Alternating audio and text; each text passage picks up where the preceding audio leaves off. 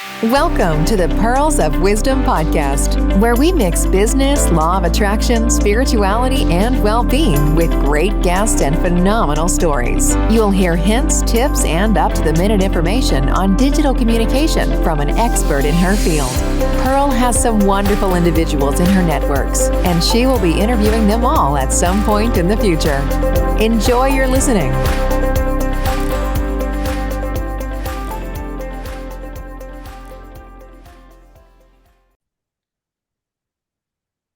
Well, hello and welcome to another of the Pearls of Wisdom Mission Hope series interviews.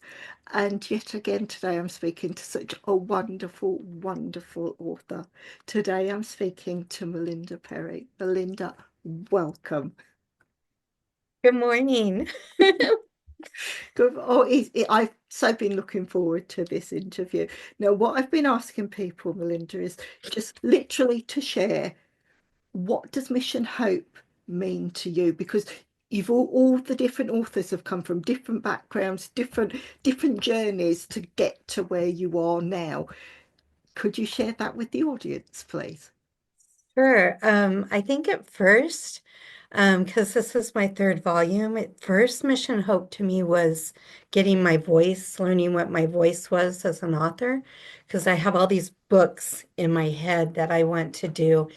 And my sophomore English teacher told me to not quit my day job. I'd never make it as an author. And so there's a little bit of I Yes. need to prove you wrong kind Yes. of a thing. But as I started being part of Mission Hope, it's just all about the message. The world is full of very sad, angry people. And it's always been my mission to change the world one positive act at a time. Oh, And Mission Hope helps us to do that. And it's so valuable. I think the stories are so valuable. yes, definitely. And like where you say, where do teachers come off thinking they have a right? Because they have no idea. I mean, that would probably give me such a kick up the backside, as it were, to say, right, I am going to do this. There is no way on this planet that anyone is going to tell me I cannot do something. It's like a red rag to a bull. If someone tells me that, I think, right, I will show you. And that's pretty much what happened. It's one of those things.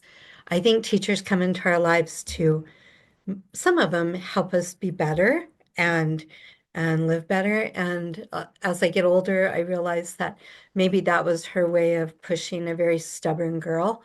Um, but it at a very vulnerable stage, it hurt more than it helped. And so it wasn't until much later in life that I realized that she was the problem, not me. Yeah, yes. My son had a teacher like that. I know at very first school, our infant school, he can't have been more than about 5 or 6. And the teacher took me to one side and said, well, actually, I don't think he's got any future. You should resign yourself that he's going to be sweeping streets. And I thought, don't you dare say anything like that about my son.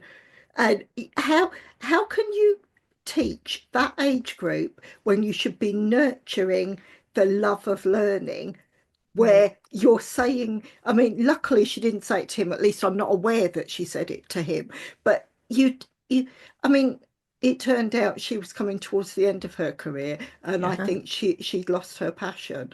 But I she we had actually no right to be with children if she was like that.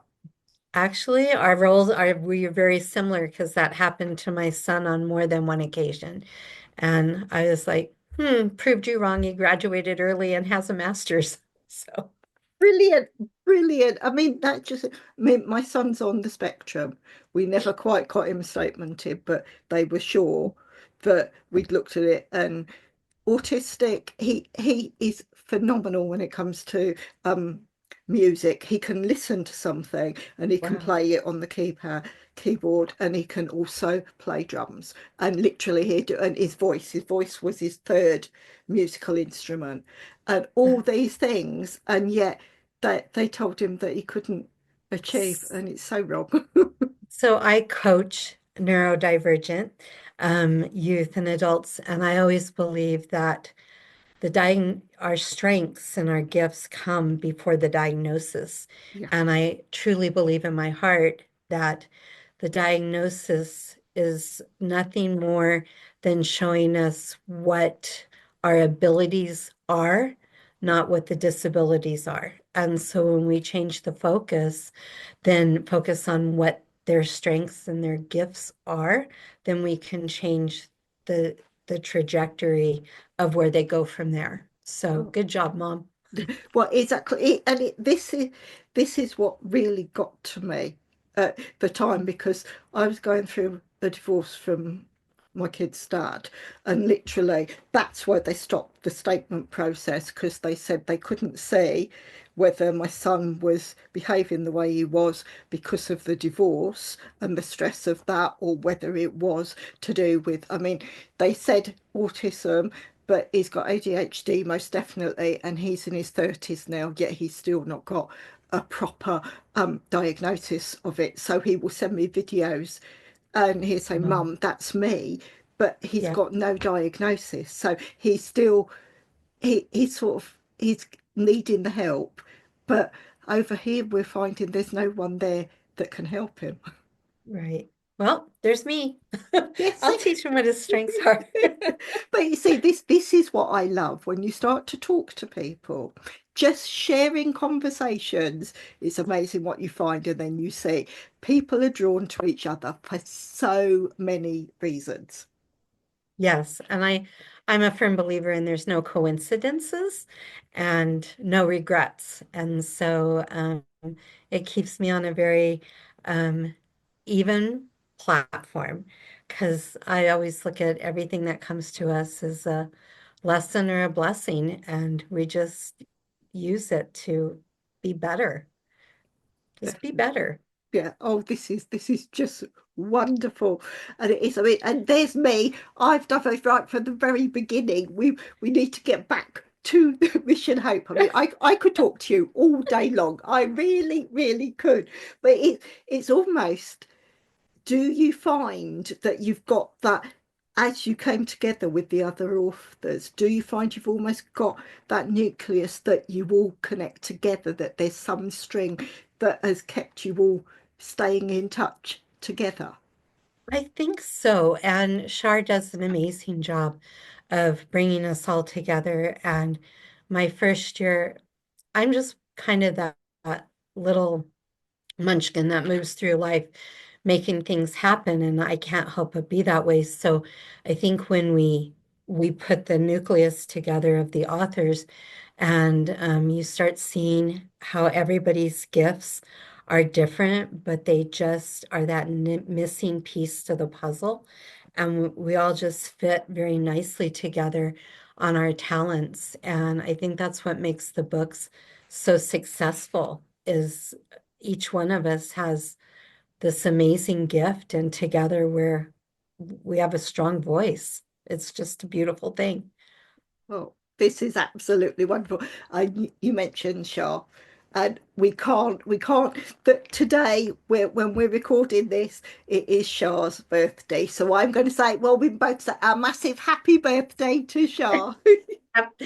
Happy birthday.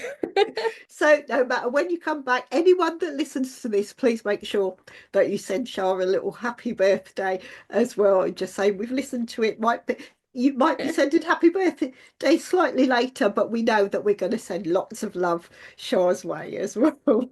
Well, shouldn't we celebrate our birthdays all year long anyway? Exactly. Oh, I love that. Now, my sister and her friends do that. When they did the big 4-0 and the big 5-0, they literally started in January and they went right the way through to December. Oh, They must have gone on 10 different holidays. They went all around the world, and she's got such a fantastic group of friends. All they seem to be doing is partying and going on holidays. I love that.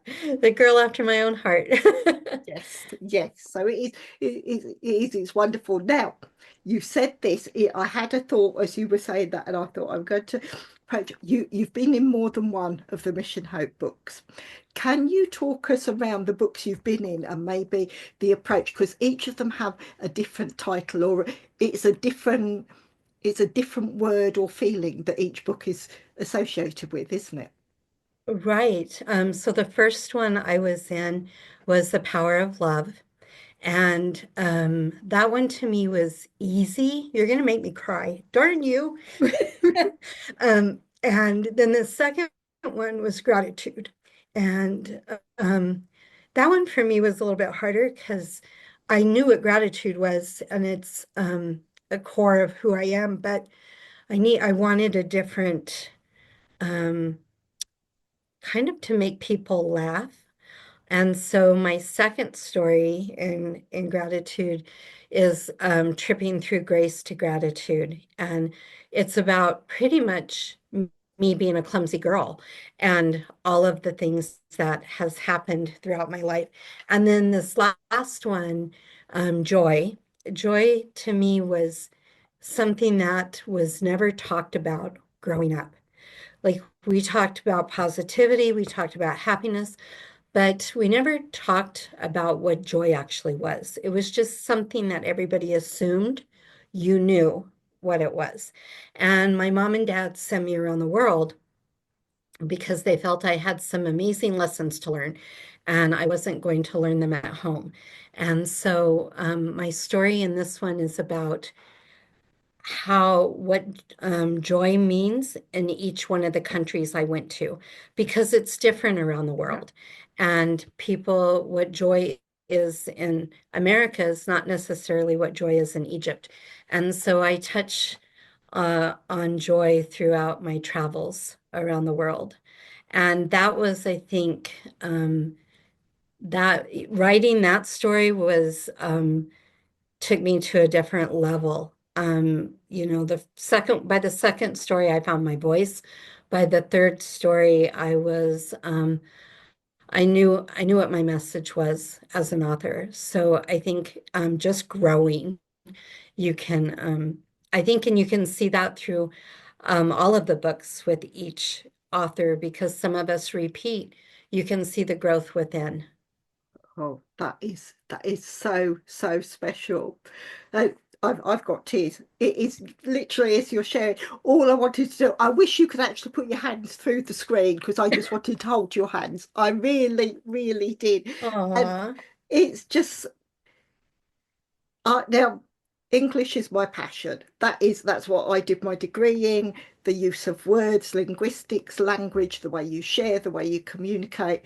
So hearing how you can be moved by you take a single word and you spin a thread around it and you produce something of wonder. And like you say, with the word joy, it used to be that was a girl's name. I can't remember the last time I heard someone called Joy. And yet, and you say different parts of the world.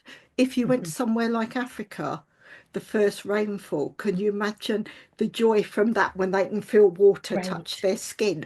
And that it's, see, I'm going to cry. I'm going to cry when you think about all these things, but it's one very small word that can give so much feeling.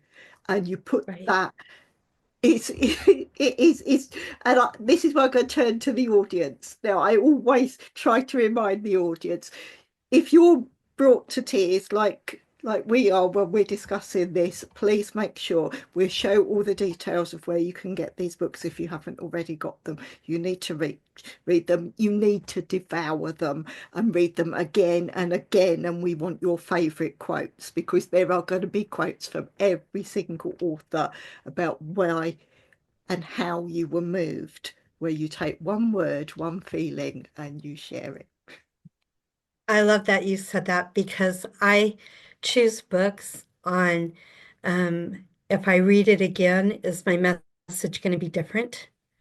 And I think you get that with these books, is every time you read it, your message will be different depending on what you're going through in your own world. Yeah. And I think that's what makes a book a great book. Yeah. It's just the message you get each time. And the fact that that the Mission Hope is a series, because I've said Uh-huh. this when I spoke to Kathleen and I spoke to Brad, I was saying once you've got the series, literally you can take one book down, you can open it at any page and you can read a paragraph. You can read maybe 3 pages, and that's your teaching for the day. And yet you can do the same the next day, a different book, or even the same book. It could open at the same page, but you're coming from a different perspective and you will get something different from it. And you will learn. And this is where I've said we want to know people's favourite quotes, because we might find that we've got the same quote from 10 different people, but they will have been moved in a different way because of their Oh, approach and their feeling when they came to read the book. I think that's true. I think that's true. Yeah. Um, and I think, I just love how the different subjects bring us to a different space in ourselves. You know, it's maybe compartmentalized, but all those little pieces is what makes us who we are. And so that's how I look at the books. It that is absolutely beautiful. And like you said, you knew you have a particular journey, you've taken a growth journey through writing. And you said with your last book, you knew what your message was, wasn't it? Uh-huh. But this is it. I mean, would you say, can you almost describe that journey? Because you've said certain areas. I mean, obviously, I don't want to upset you if it's something that's No, that. But no, if you're you can fine. go through, if you can share that journey, because I think anyone listening and anyone that reads and any author will be able to connect with the journey you've taken. So I've had an amazing life. Um, you're gonna make me cry. So, So somebody always told me your why should make you cry. So I was never supposed to walk when I was little. And so my first book, the first book that I was in, Power of Love, was about how my family wouldn't take no for an answer. So I learned to walk in full leg casts. I had Forrest Gump braces. I had to wear the most ugly corrective shoes all the way through those formidable years in elementary school. And my grandmother would always say, just smile pretty. Nobody will notice your shoes. So that's kind of that. And then as I went through life, you know, in college and my parents, so my best friend became my sister. After our mom and dad's only knowing each other for 2 weeks, they got married, and my best friend became my sister. And this only child at one point had 12 living grandparents. And so I didn't give them a choice. I mean, they were my family. So, but so there's that part of the journey. And then, um, you know, growing up and going through some of these, understanding my passion and getting to live my passion for 20 years, and being a part of the design industry and winning an award, and all of that has really shaped me to the point of I founded a nonprofit, and just all of these blessings that have come my way that have made me grow into a person that I just want to share. Like, I want everybody to have and experience their own gifts. And so I want people to understand what really makes them unique and incredible. And my journey got me to that. well, well, I it I've got to take time because everything you're sharing is so special. And to all these people that are listening, if you don't get to see the video, I've got my hand on my heart at the minute as I'm speaking, because I am so moved by what you say. And Aw, it's it is people will resonate with all those different things. And you are phenomenal, literally, Oh, by sharing what you're sharing already, what the mindset you've had from just a young child onwards. When we started this podcast, this interview, when you said about what the teacher had said, and I mean, it could have gone so many different ways, but it gave you that push. It gave you, no, I'm not going to take that. I can see so many. This is one of my favorite words. I can see synchronicities between you and I. And I, all my life, I won't stand up for myself, but I will stand up for absolutely oh, everyone else. My son used to say to me, he'd say, Mum, you're really clever, but you pretend like you're really silly and you don't know anything in front of people. Because if I go into a room and it's quiet, I say something completely stupid and they all look at me and they think, oh, well, I'm not going to look any worse than she has because she's something silly. And they all start talking. And as I said to my son after, he said, but Mum, you shouldn't do that. I said, Michael, the difference is you and I know I chose to do that. Half the mhm. people in the room can't see that or whatever. But if I'm taking the pressure off of someone that is maybe nervous and doesn't know what to say, and I've broken the ice, that's That's so that's what I'm beautiful. I going love to do. that. But it is, I've all my life, I've always stood up for the underdog. All right, so won't do it for myself, but I do it for absolutely everyone else. If there's a cause, if there's something at school, I said I was going to be a barrister. I was going to be Prime Minister. Everyone speak to me. What do you want to be? I'm going to be Prime Minister of the UK. And they look at me and think, oh, yeah. Then I start talking and they'd say, maybe she might. She just might do that. Yeah, but isn't that like that's your beauty in the fact that you bring people to where they are by breaking that ice. And there's not enough people, I think, in this world who do that. Yeah. I don't, I think we should all get out of our comfort zone a little bit.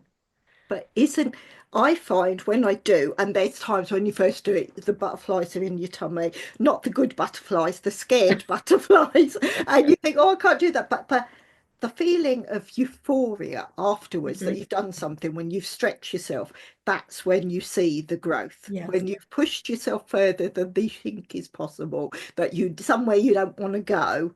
And once you've Right. done it, you get this wow moment. True, that's true. And what would life be without those wow moments? I mean, I I think I teach people how to let go of the triggers and find the glimmers. And those glimmers are those things that take your breath away throughout the day, even if it's just for a split second. And I love it when people can call me or send me a text back that says, I saw glimmers finally. And when you get to that point, it's amazing. And then all of a sudden, you're changing your brain chemistry. My grandmother knew all along, just smile pretty Yeah, and and they won't notice your ugly shoes. And so then those glimmers start to become your way. yeah, And you start to see more and more of them. And I think that's what these books have done for me, is yeah. help me get to that point.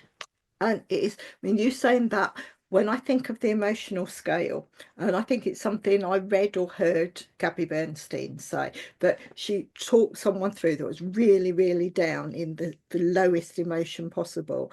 And just by asking a few questions, she brought them up.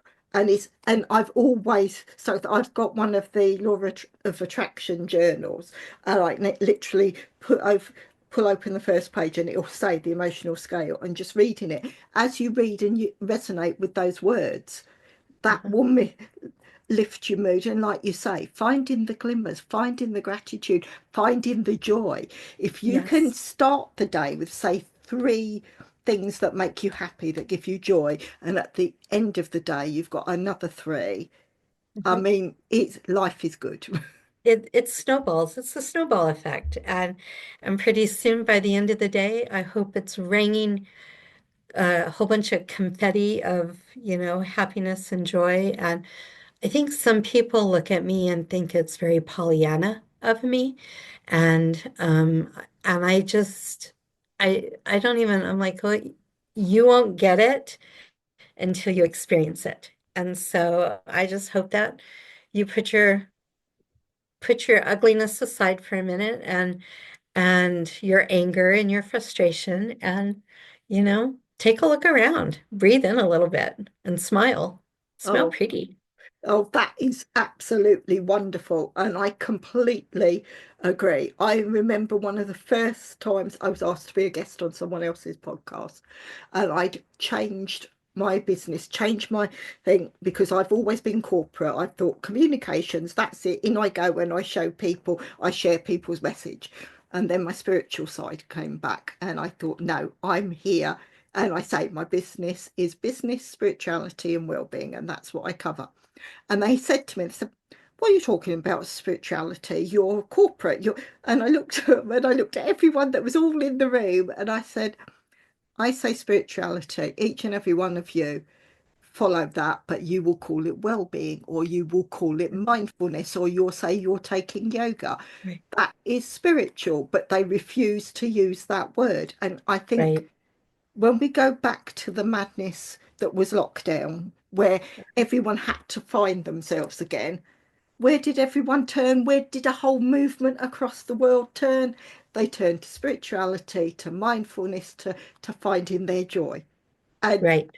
and it is I think if you can literally share and help change one individual's feeling in a day, and that ripple effect goes out, can you imagine what that could do for the world? Oh my gosh, it would be amazing. Absolutely. And it would increase our health Yeah. and our well-being and our critical thinking and our just state of mind. We wouldn't be so reliant on, pharmaceuticals and things that, we think that we need. When you can find that inner core of happiness, and joy and gratitude, it changes everything in your life, Oh, everything. it And does. the people around you. It Yes. changes them as well Yeah. because happiness and positivity and those are third party contagious. They're qualities we're not born with, but and they have to be taught, but they're third parties. So I hope that when you leave today and we're done, that you'll take my happiness on to the next person. Oh, So, oh, I absolutely love that. Love, love, love it. I mean, I said I mentioned law of attraction. I follow that and I believe in it passionately. If I want to manifest something, literally in my head, I'm already there. I'm grateful for it. Yes, I do my affirmations. I'll write it as it's already happened. But it is like attracts like. When you change the vibration that you are putting out, that the universe, source, whatever you want to call this massive thing that's around us, right, it changes, and that vibration, then you call in those that are at the same vibration as you. And it right. makes such a difference. And like you say, the people that you work with, when they can see those glimmers, when they can see that joy, it's it's heartwarming. I'm going to say it again. You are phenomenal. What you can do Oh, and what you can offer people is so, so special. you make my heart happy. Thank you. You're gonna make me cry. Oh, you make me a big crybaby today. But it's beautiful. I do. Oh, I If I feel there's a voice to be shared, I will shout it yeah. from the rooftops. And your voice is Oh, one that should be shared and echoed and come back so we hear it time and time and time again. thank you. I will second that, and I'm grateful every time I can get to share that with anybody. I just think that we have to share our happiness and our gratitude, and it needs to be a voice. Yeah. So, and it's not just one person. I mean, we can all dig a little deeper to find that um, our gratitude or our happiness and joy. Like when you you really think about what joy is and what it brings to the table, it's a it's that thing that we've had our whole lives that nobody ever talks about. I mean, it's so crazy that nobody ever talks about joyful moments or, um, you know, and I think that's so crazy. It's silly. We should tell others when they bring joy to our Yeah. lives and let them understand what that means. So Oh, we should all be ambassadors of that. oh, I absolutely love that. And as you were sharing, it just made me think, with all the authors that are connected with Mission Hope, Mhm. do you feel that's a vibrational movement? Do you learn from each other? Do you share your stories, or do you not get to see anything until everything is published? We don't really get to see anything until it's published, but because we're such, oh, sorry, my nose is running. I apologize. Um, we don't, we get to interact through social media and and events that we do. So we get to see parts of who each author is. And we're encouraged to follow each other on social media and connect that way. So we do get to see little glimmers of what each person is, but we don't get to see their stories until they're published, and which is nice because then we're all equally excited to get our books and read what the theme is and how everybody sees it. So I think it's an amazing adventure. Oh, it is. And like the fact that it's collaborative in the way the books are produced, it's not just one voice, you've got a whole chorus. And then it's almost like you cross pollinate through the social media, through the sharing. Right. You're promoting each other, and to each of you have a different sphere of people that gyrate to your personality, to what you offer, but where you've all come together with that one subject, you've all got something in common. Therefore, Right. everyone's individual group, audience, connections, tribe all come together, and so you all grow together, and so you lift, and it goes back to that vibrational piece. You all lift everyone higher together. Right. Exactly.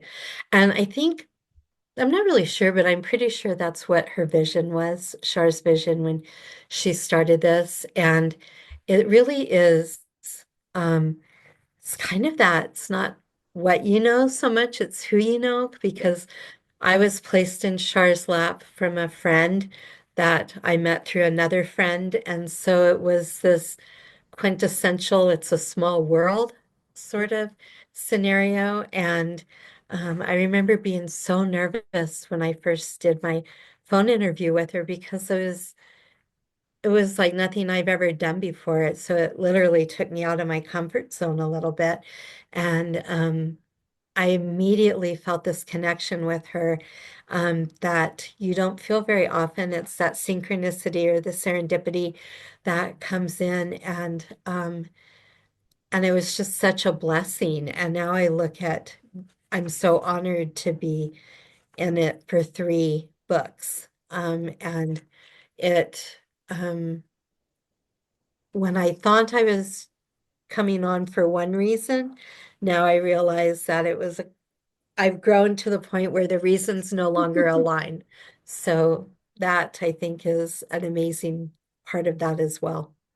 Oh, it is just so special. And each individual author I'm speaking to, and almost to come into your sphere and get to speak to each and every one of you, I swear this is a soul-led journey. It's like Oh, I feel I have met each and every one of you previously. It's like Shah has brought people together. As I'm saying this, I've got I've got tingles going up and down my back and everything, which to me, that's my guides that are telling me I'm speaking the truth. When I say that, right. that's the response I get. And it's like everyone's coming home. We've heard that klaxon call. Uh-huh. Shah has brought everyone together, and with each book, more and more people, the readership, the authors, the connections that people see and share, and family members that will share and get involved. It's Yes. everyone coming together, and go back to my favorite word. It's the synchronicities. You might find Yeah. one synchronicity. You've got that each book is linked by the one word, but that Mhm. journey that took you to that one word is completely different. And there's going to be so many people that resonate with the individual and come together as the whole. Yeah, it's exactly what you just said, and it's magical. It's just magical. So, um, and I think I would encourage anybody to, you know, pick one up that pick them all up, of course, but grab one that resonates where you're at right now. Like if you need more joy or you don't know what joy's about, grab that book. If you need to understand, maybe you're in a bad place in your life, maybe you need to understand the power of love or what gratitude is. And so I think they each bring a different quality of where our life could be at the moment. And who doesn't need um, a little bit of guidance once in a while? And I think that's what these books bring. Oh, they do. They do most definitely. And something I've shared on every single one of these interviews, and I will share it again. The way I consume my media is, yes, I love hard copy. Picking up a book and feeling it between your hands, you cannot beat it. But I'll always I always listen to each book I'm reading. I have them on three media. I have Kindle, I have a hardback, and if it's available, I have the audio as well. And you cannot beat the author reading the audio. And quite often that's when I sit with the hardcover, with the hard copy, and I will read and listen to the author reading with me. So they put the inflection where it needs to be. And Right.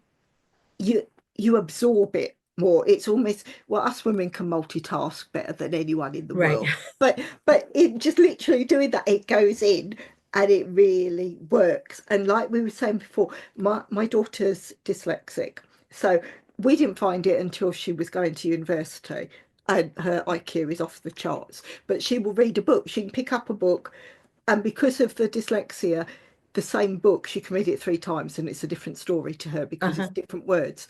And literally, if you do that with the different senses and you use more than one sense and more than one of your learning styles, you will absorb that information quicker Right. and easier, and it stays there. Absolutely. And I have a passion for the neurodivergent brain because I think it's our gifts. I'm neurodivergent, my son's neurodivergent, and I think it's our gifts to help people understand a little bit better. Yeah. We bring a different quality to the table, um,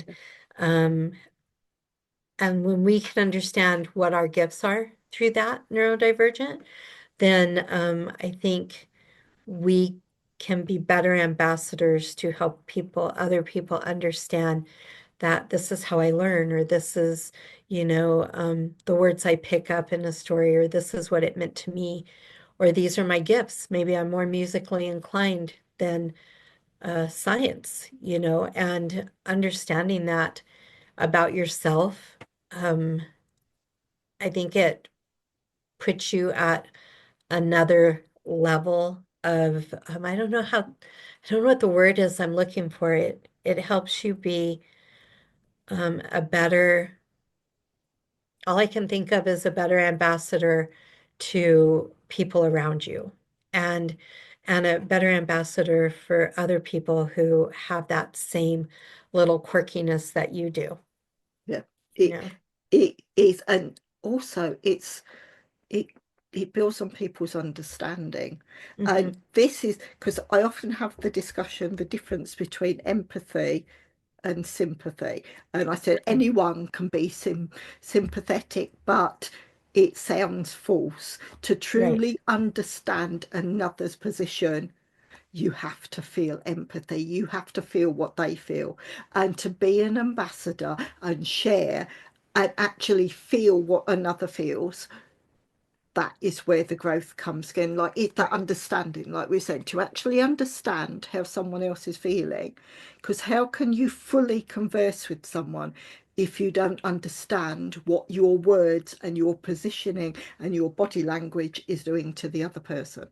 I love that. I love that. And I love it, especially because my family tells me all the time I have no empathy. And so I'm like, that's not true. I'm a really good coach. And they're like, yeah, You but you're the one who says get up and rub dirt on it and you'll be fine. but that's love, and that's caring. It's understanding, and Uh-huh. it's seeing. You see, I think empathy and understanding can be almost the same word in a different context, and how you Right. come to it. And it's care, and it's like you've said, the subjects you've covered in the Mission Hope books, what you're saying with that, and how you care and how you connect with people. You've spoken about love, you've spoken about joy. Now these are just the same. They're all words, they're connecting words, they're Right. feeling words. So Yeah. you can almost change each of those. You could almost take that word out and slot in a different one, but from the books and the words you've used in your description and your journey, that's what people are learning from, because that's the feeling and the emotion they have at the time. Right. That's true. That's exactly it. And I don't know, it's so funny because people will say, oh, there's trying to understand the concept of all the authors in one book. And I just say you have to experience it. You just have to grab the book and experience it, and then you will truly understand. Yeah, And I think that's the message. I mean, with each one, there's the message of love and the message of gratitude yeah. and the message of joy. And let's all be ambassadors of that. Well, that is absolutely perfect. I'm going to pull this particular episode to a close with that, because I can't better what you've just said. It's just perfect. It's beautiful. Uh, I'm asking you back to be a regular guest, if your uh, schedule allows, because I think we could talk about anything and everything for the next, Absolutely. I don't know how many decades. We just could. So we're putting that out to the listeners. But first of all, each and every time, you will see in the episode description, you will have links to where you can actually get the Mission Hope books. If you haven't already got them, make sure you get the whole series. Reach out and connect to these wonderful authors that I am interviewing, and literally grow and share. And we want to know those favourite quotes from those different books, and let's start that trending across social media. And it just leaves me to say a massive, massive thank you, MaLinda. It has Oh, been my pleasure to thank speak to you. you today. Absolutely been a pleasure. Thank you so much for starting my day off right. I'm grateful for you. Thank you, and I'm grateful for you. Thank you so much. Thank you. Thank you for listening to the Pearls of Wisdom podcast. We hope you have enjoyed the content shared. Please share with others who would like to enjoy these interviews and discussions. If you would like to support the podcast, please follow the link in the episode description. If you want to be a guest on the show, reach out and let's discuss next steps. Until the next time, enjoy your listening.